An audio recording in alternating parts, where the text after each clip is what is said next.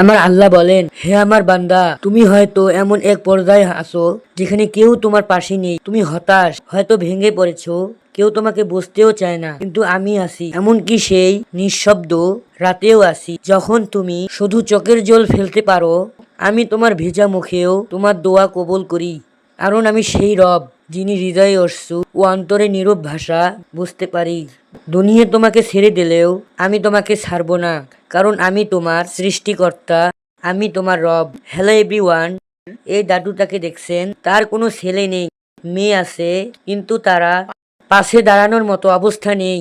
আমি অনেককে অনেক কিছু দেই, কিন্তু কখনো ভিডিও সামনে আনি না। কিন্তু এই দাদুটার অবস্থা অনেক খারাপ। তার থাকার জন্য একটা ঘর নির্মাণ করা দরকার এবং তার চলার মতো কিছু অর্থের প্রয়োজন। আমি আমার সাধ্য মতো চেষ্টা করেছি এবং আপনাদের দৃষ্টি আকর্ষণ করছি।